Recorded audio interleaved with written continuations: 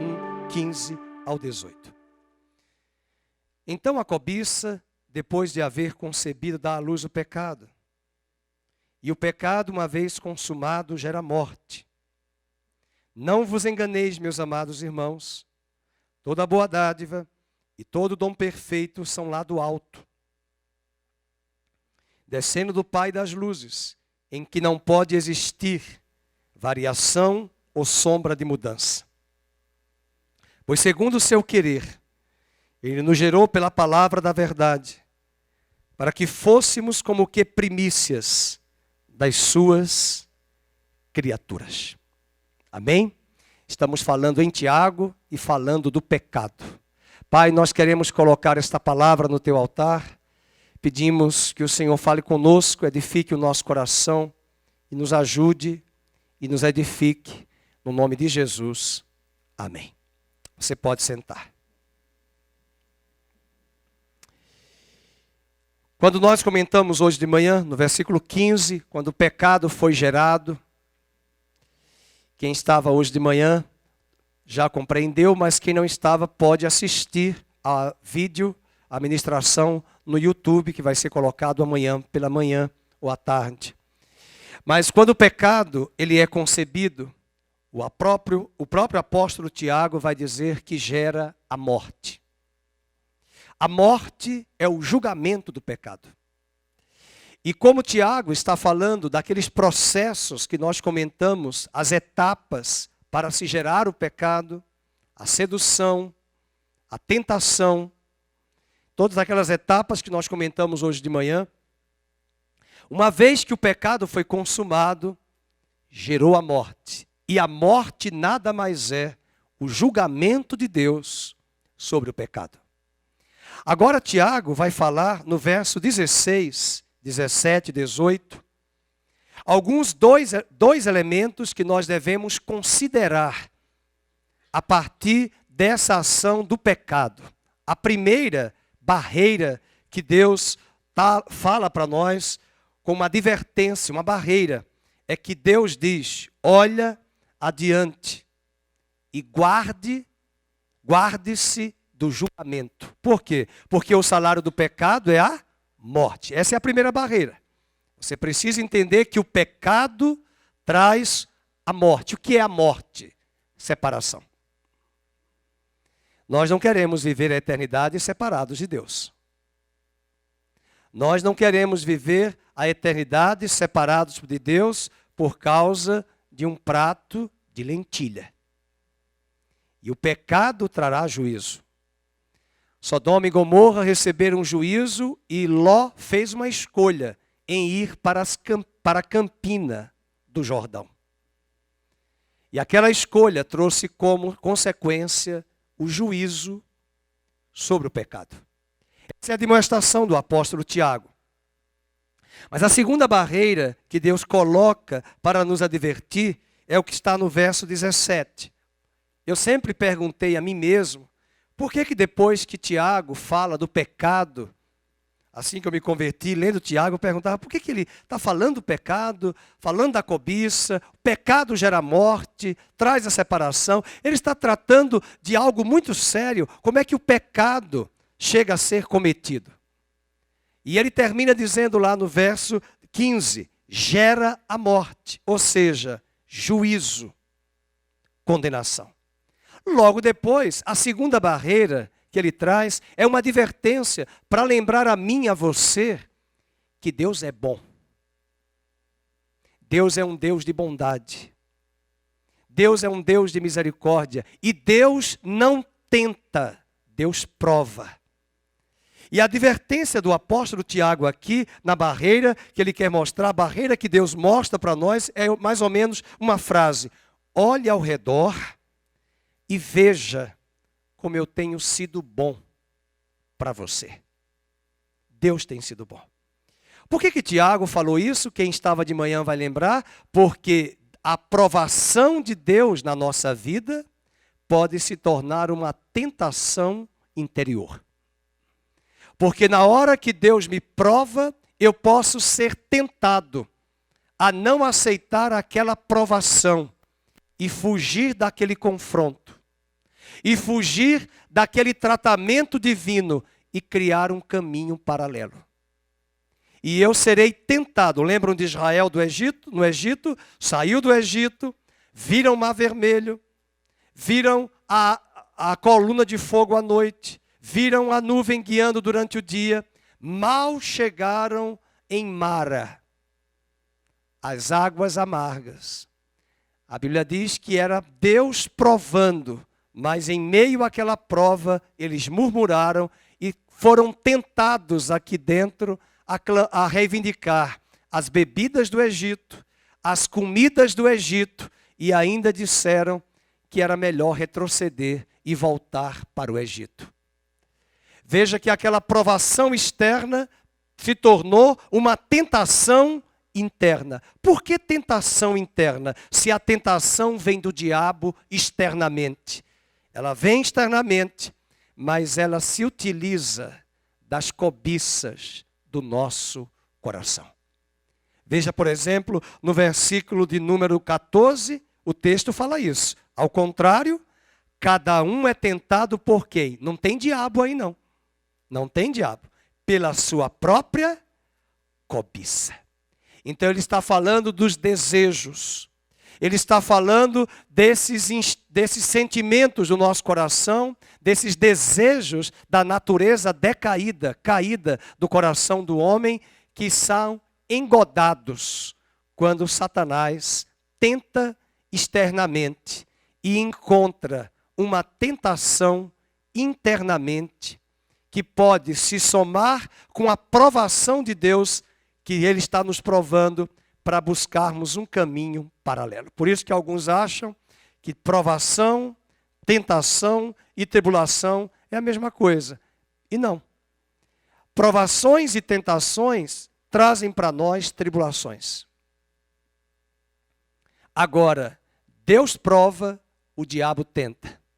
E nós podemos, abre aspas, sermos engodados e pegarmos a isca da tentação externa, a partir dessa premissa dos nossos desejos, que muitas vezes tentam ser os nossos mestres. E eu falava hoje de manhã que um cristão maduro não permite que os seus desejos sejam seus mestres.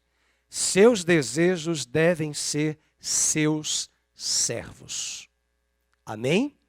Quem é o seu mestre deve ser Jesus, para controlar e guiar e dirigir suas emoções, seus apetites e seus desejos. Amém? Eu falava e digo mais uma vez, dormir é um apetite. O nosso corpo precisa de descanso, mas preguiça é um desejo de não querer se levantar para trabalhar, fazer o trabalho, fazer o serviço, porque só queremos dormir. Mas dormir é o nosso apetite que o nosso corpo tem para descansar. Comida, bebida são apetites. Mas quando esses apetites estão desenfreados e não são controlados pela nova vida em Cristo, os apetites são e os desejos são senhores, quando deveriam ser os nossos servos.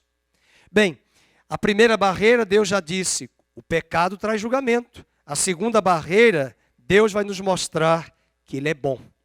Veja o versículo 17.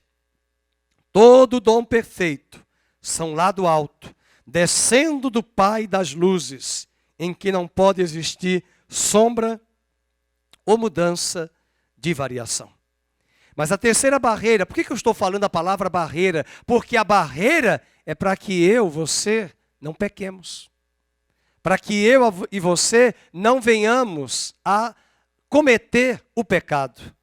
E Deus quer nos lembrar hoje à noite o quanto Ele é bom, o quanto Ele tem cuidado de nós. E nós não vamos, abre aspas, tentar Deus. Nós não vamos engodar Deus e convencê-lo, seduzi-lo de que a nossa vontade é melhor. O nosso caminho é melhor. Não. O caminho de Deus é perfeito, a boa e perfeita e agradável vontade. Mas a terceira barreira, nós precisamos olhar para dentro de nós. E é o que eu quero falar isso hoje à noite. Nós vamos olhar para dentro de nós e entender que você nasceu de novo e do alto e possui a natureza divina. Deixa eu dar aqui um radar pastoral. Será que você e eu nascemos de novo? Se você nasceu de novo, eu quero lembrá-lo. Você tem a semente incorruptível dentro do seu coração. Uma semente do Filho de Deus, a semente da vida eterna, a semente que foi lida hoje aqui na primeira epístola do apóstolo Pedro, que ele escreve, quando ele diz no capítulo 1, verso 23, fostes regenerados de uma semente incorruptível. É desta semente que eu quero falar. Porque a primeira barreira, já fomos admoestados, o pecado traz juízo. A segunda barreira, para lembrarmos, Deus é bom, Ele tem o melhor para nós. Não vamos permitir que nossas provações sejam tentações. E a terceira barreira nos faz relembrar de que nós somos gerados de uma semente do alto. Nós não estamos mais em Adão, nós estamos em Cristo. Nós não estamos mais no velho homem, nós estamos no novo homem recriado em Cristo Jesus. Abra sua Bíblia em 1 de João, capítulo 3, verso 9. Passe um pouco à frente. 1 de João 3, verso 9. Essa é uma passagem importante. Todo aquele que é nascido de Deus não vive na prática de pecado. Todo aquele que é nascido de Deus não vive na prática de pecado. Tem uma versão mais antiga da imprensa bíblica brasileira. Todo aquele que é nascido de Deus não peca. Não vive na prática do pecado. E o que ele diz? Pois o que permanece nele, é a divina semente. Ora, esse não pode viver pecando.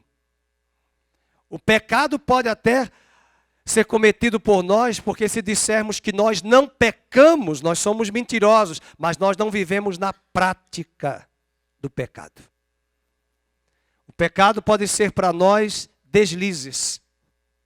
O pecado pode ser para nós acidentes. Você anda se acidentando toda hora, todo minuto, quebrando o joelho, quebrando a perna, quebrando o húmero, quebrando o rádio, quebrando os ossos? Não, graças a Deus. Senão você estaria aí todo boneco de gesso. Mas nós não pecamos, nós não vivemos na prática do pecado. Nós pecamos quando olhamos para as nossas fragilidades e os nossos deslizes, como nós cantamos aqui hoje. Por quê? Porque a semente de Deus, ela é incorruptível, ela está dentro de nós. E o texto diz no verso 9, e esse não pode viver pecando. Por quê? Leiam. Porque nascido de Deus. Ok, agora vamos para a carta de Tiago, capítulo 1. Volta lá, versículo 18. Ele vai dizer a mesma coisa. No versículo 18, pois segundo o seu querer, ele nos gerou pela palavra da verdade. Nós fomos gerados pela palavra da verdade para que fôssemos como que primícias das suas criaturas. Ele nos gerou pela palavra. Eu já brinquei aqui e sempre falo isso. Quando alguém perguntar, você crê em ET? Creio, eu sou um deles. Você é um extraterrestre. Porque a semente que gerou o Felipe, a semente que gerou o Márcio, a semente que gerou o Adriano, a Tatiana, em Cristo Jesus, é uma semente que não é desta terra. A semente que gerou o Fernando Henrique aqui, filho do Roberto e da Lourdinha, a semente que veio deles, que veio para mim, é do pecado. O meu pai e a minha mãe nasceram em pecado, como eu também nasci em pecado. Não que eles tivessem cometido pecado quando eles me geraram. Não, mas eles são de uma ascendência da natureza humana através de Adão. Eu vim de Adão, você e eu viemos de Adão. Maria, mãe de Jesus, disse no capítulo 1 de Lucas, A minha alma se alegra em Deus, que é esta criança que está no meu ventre, sendo gerado um corpo para ela. A minha alma se alegra em Deus, meu Salvador. Porque ela entendia que ela era pecadora e precisava de um Salvador. E é esse nascimento novo, porque nós nascemos fisicamente. Como foi que a Fátima nasceu aqui nesta terra? O pai dela trouxe o espermatozoide, que fecundou no óvulo, que gerou o embrião, que formou o zigoto, e está aqui a Fátima, abençoada por Deus, fisicamente. Veja, toda a verdade é paralela. Se para gerar fisicamente um filho, uma criatura humana aqui na terra, dois elementos foram importantes, o óvulo e o espermatozoide, toda a verdade paralela no mundo espiritual. Para se gerar um novo nascimento nela, é preciso a palavra de Deus ser pregada e é preciso que o Espírito tome aquela palavra e convença a Fátima do pecado, da justiça e do juízo. Quando a palavra é pregada e o Espírito convence o pecador da união da palavra e do Espírito, gera no coração do homem o novo nascimento. E é esse novo nascimento que Tiago está falando. É essa semente incorruptível que está dentro de nós que vai nos dar uma nova vida. E é essa vida que emana dessa semente incorruptível, que é a vida de Deus, que vai nos levar a uma vida sem pecado. Nós podemos ter os deslizes, mas nós não viveremos na prática do pecado. Agora, não vá fazer como a C&A na propaganda, use e abuse dos deslizes. Não. Não use e abuse. Não abuse da graça. Não brinque com a graça. Tiago está falando algo muito sério. Pecado gera morte, lembre-se disso, é a primeira barreira. O pecado traz condenação, o pecado traz separação. Segunda barreira, Deus é bom, não transforme a aprovação em tentação. E a terceira barreira, lembre-se, você nasceu do alto. A semente que está em você é incorruptível. Volta lá para 1 de Pedro, capítulo 1, é só passar 2 páginas à frente. 1 de Pedro, capítulo 1, verso 13. Páginas não, folhas.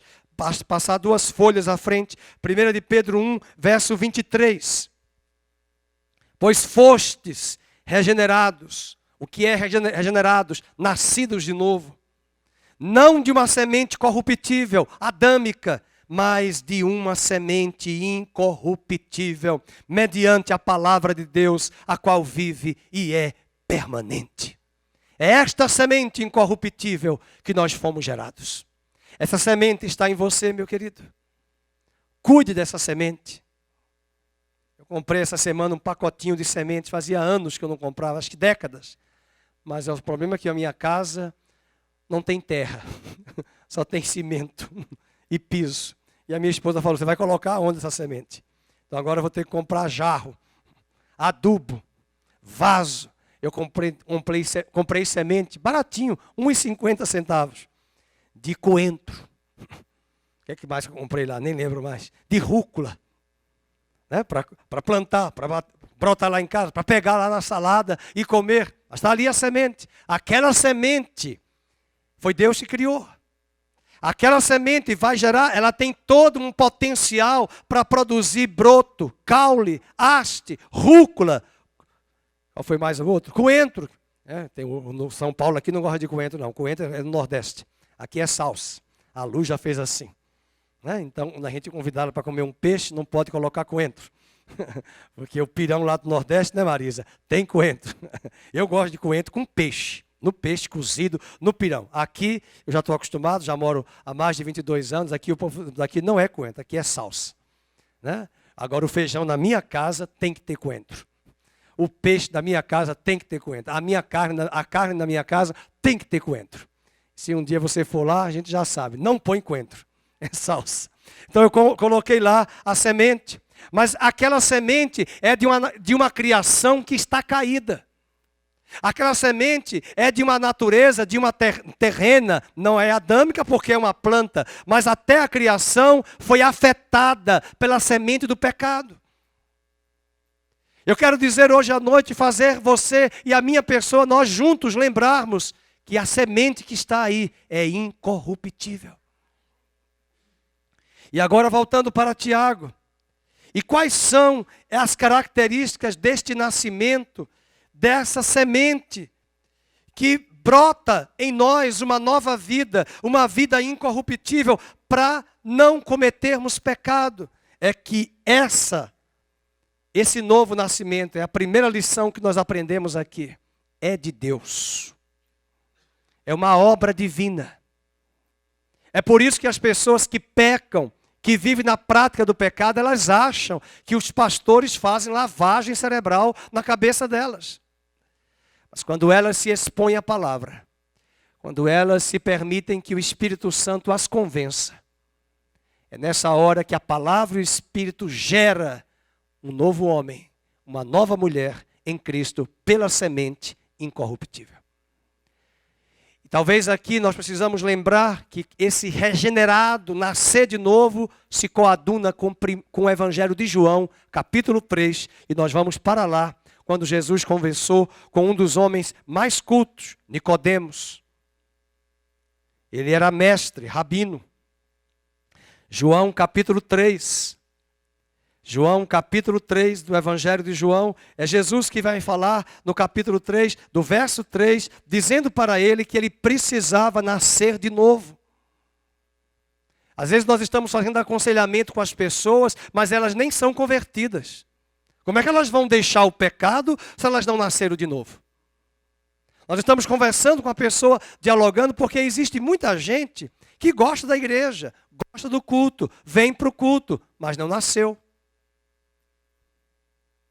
E o capítulo 3, verso 3, diz assim a palavra do Senhor: em verdade te digo, que se alguém não nascer de novo, não pode ver o reino de Deus. Perguntou-lhe Nicodemos: como é que pode um homem nascer sendo velho? Pode porventura voltar ao ventre materno e nascer uma segunda vez? Respondeu Jesus: em verdade te digo, quem não nascer da água e do Espírito não pode entrar no reino de Deus. Olha aqui a água, o outro elemento que é a palavra. A água não é batismo, porque batismo não dá aí, nem batismo. Agora, se eu for batizar o Mateus, batizar quem quer que seja, o batismo, a água, não lava ninguém. E a água aí que ele está falando, quem não nascer da água e do Espírito, está lá em Efésios capítulo 5, que a água é a palavra. No capítulo 5, verso 27, diz que nós fomos lavados pela água da palavra. Nós fomos lavados, mas a palavra por si só, ela não vai produzir, mas o Espírito, com a palavra, gera o novo nascimento. Verso de número 6 diz: o que é nascido da carne, Nicodemos, é carne. O que é nascido do Espírito, é Espírito. Não te admires, eu te dizer, importa-vos nascer de novo. E ele vai mostrar que é necessário nascer de Deus. Porque ele diz aqui no versículo 8, o vento sopra onde quer, ouves a sua voz, mas não sabes de onde vem, nem para onde vais. Assim é todo aquele que é nascido de quem? Do Espírito. Então, uma das características desse novo nascimento é que é um nascimento gerado por Deus, é de Deus. E eu quero afirmar isso, quando nós cremos em Jesus Cristo, foi Deus quem realizou o milagre do novo nascimento. Você creu em Jesus, você pode ter o milagre do novo nascimento, se você assim crer e o receber. Segunda marca, característica desse novo nascimento, é pela graça. É pela graça. É de Deus e é pela graça. Por quê? Porque não é um fruto de um esforço humano. Não é fruto de uma incidência humana. Um trabalhar do homem para produzir o novo nascimento. Às vezes eu já fiz discipulado de uma pessoa que eu cheguei a uma conclusão. Essa pessoa não é convertida. Eu ia fazer o estudo bíblico na casa dela. Eu ia fazer um tempo de discipulado com ela. Cheguei a uma conclusão. Não nasceu de novo. Não é convertida. Isso mostra que nós podemos ter esforço humano. Querem ver um detalhe? Vamos para o capítulo 8 do livro de Atos. Vamos ver se esse homem se converteu. Um novo nascimento. E ele vai cometer os pecados ainda que ele cometia. E ele vai continuar na mesma prática. Não é nem deslize. Ele comete na mesma prática. Comete o mesmo pecado. Em Atos, capítulo de número 8. O próprio Pedro e João vai batizar esse Simão chamado mágico. Atos, capítulo 8.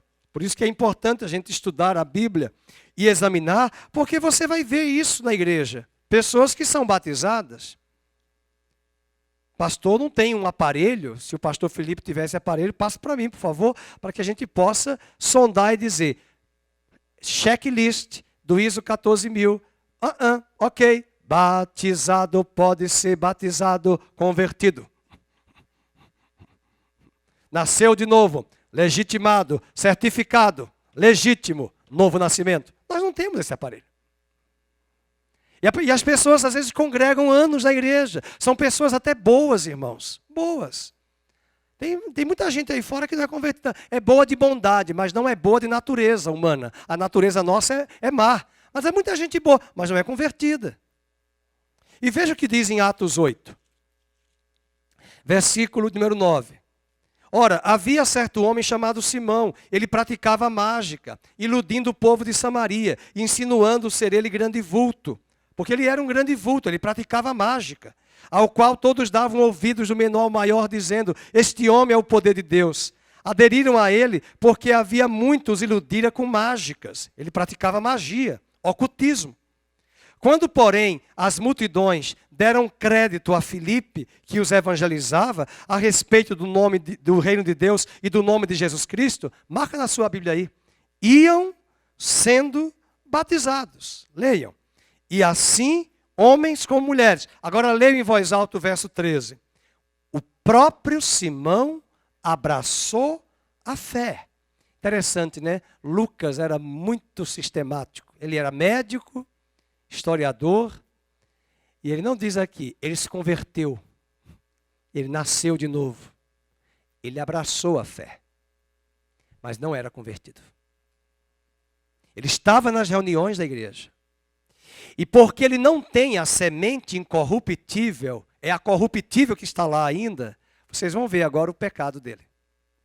Porque ele, na verdade, ele veio para a igreja primitiva porque ele ficou encantado de ver o poder do Espírito nas reuniões. E a Bíblia diz que tem uma coisa que chama a atenção aqui. Tem muita gente que pensa e chega a afirmar que a evidência do batismo no Espírito Santo é falar em línguas. Mas a Bíblia não mostra isso. E a Bíblia diz que talvez o que ele viu, a Bíblia diz, vendo ele que pela imposição de mãos de Pedro e João para receber o batismo, ele viu sinais ocorrendo ali, a Bíblia não diz quais são os sinais, ele pediu e deu dinheiro para ter aquele poder.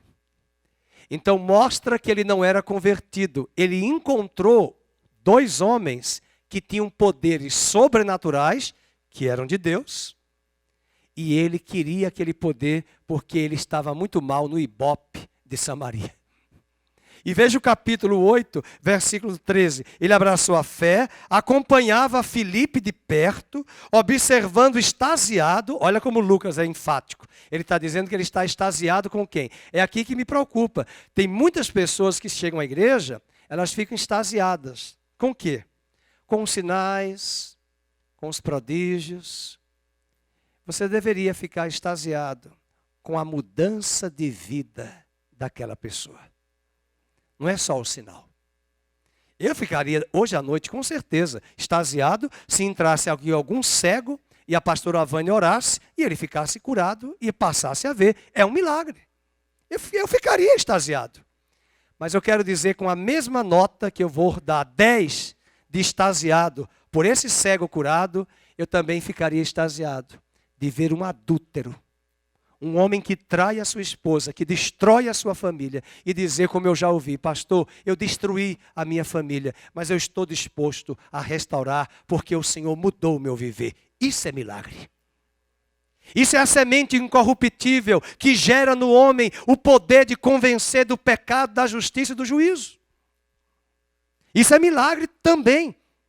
E veja o texto: grandes milagres praticados. Agora vejam no versículo de número 17. Então lhes impunham as mãos. Por quê? Porque lá no verso 14, os apóstolos que estavam em Jerusalém, que Samaria receberam a palavra, enviaram-lhe Pedro e João, os quais, descendo para lá, oraram por eles para quê? Vamos ler. Para que recebessem, vamos gente, o Espírito Santo. E o que aqueles dois fizeram lá? Foram lá Pedro e João. Aí vamos dizer, está aqui a multidão lá na igreja, em Samaria, Pedro e João vai lá e impõem as mãos. Eu não sei o que aconteceu na hora que eles impuseram as mãos. Mas a Bíblia diz que as pessoas foram cheias e receberam o Espírito Santo. Mas olha como o verbo está no gerúndio, colocado aí no verso 18. Vendo, porém, Simão, que pelo fato de impor os apóstolos as mãos, era concedido o Espírito Santo, o que é que ele ofereceu?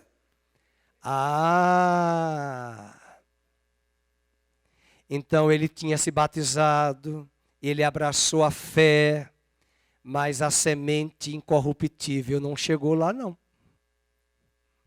Porque nascer de novo não é uma obra de pastor nem de padre. É uma obra de Deus. Nascer de novo é pela graça, não é esforço humano, é uma ação divina sobrenatural. E eu acho interessante, ele não ficou extasiado pela pregação de Filipe, pela palavra. Ele ficou extasiado nos sinais e nos milagres. Terceiro ponto, que esse novo nascimento é por meio da palavra de Deus. Volta lá para 1 de Pedro, capítulo 1, verso 23. É por meio da palavra de Deus. Deus não pode fazer novo nascimento se não houver a pregação da palavra. Por isso que Paulo diz em Romanos, como ouvirão se não há quem pregue? E como pregarão se não forem enviados? É preciso pregar a palavra, é preciso ministrar a palavra convence. A palavra é pregada e o Espírito convence. 1 de Pedro 1, 23. Pois fostes regenerados, não da semente corruptível, mas de incorruptível, mediante a palavra de Deus, a qual vive e é permanente. E o último ponto. Primeiro, é um novo nascimento que é de Deus, é pela graça, é por meio da palavra de Deus que é incorruptível, incorrupta. E eu já tinha explicado que a palavra por si só, sozinha não faz, ela precisa do Espírito, assim como o homem precisa da mulher para gerar filhos. E o último ponto, o novo nascimento é o mais excelente nascimento possível. Nascer de novo é privilégio. Uma vez eu estava fazendo discipulado, eu era neófito, aí um irmão foi comigo e ele perguntou para uma pessoa que não entendia nada de Bíblia: o senhor já nasceu de novo? Ela falou: já, sou espírita. Vai fazer esse tipo de colocação? Você às vezes não entende, tem que saber dialogar. Você tem que saber conversar e saber o que e com quem se está conversando. Porque essa doutrina, ela pode ser distorcida, deturpada. Nós temos uma visão bíblica, à luz da hermenêutica bíblica, o que é novo nascimento. Jesus falou lá em João 3, que novo nascimento, ninguém vai voltar para o ventre da sua mãe para nascer de novo.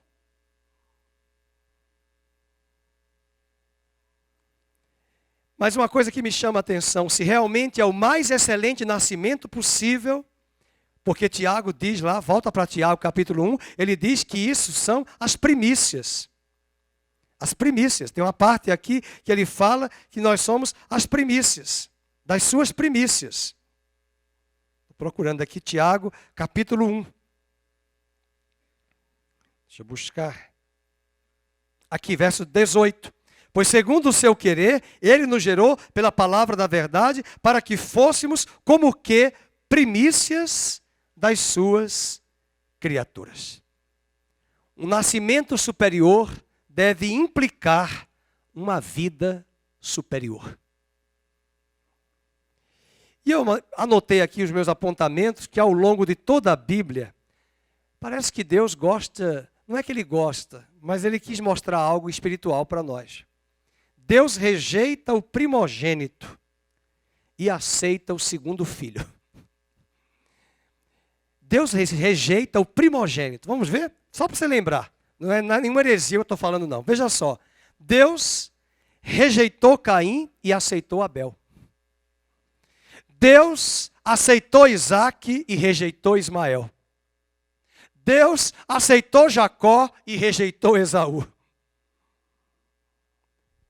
E ele rejeita o primeiro nascimento físico, porque essa natureza terrena foi corrompida, o nosso coração foi corrompido por causa da semente do pecado, e quando nós nascemos, já nascemos em pecado, Salmo 51, e ele rejeita o primeiro nascimento, para nos dar e dizer que é algo superior o novo nascimento. É outra experiência que nos ajuda a vencer a tentação.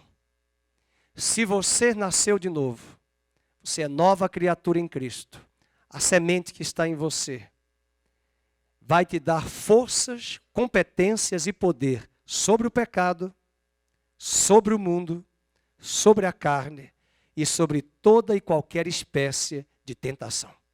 Você nasceu de novo.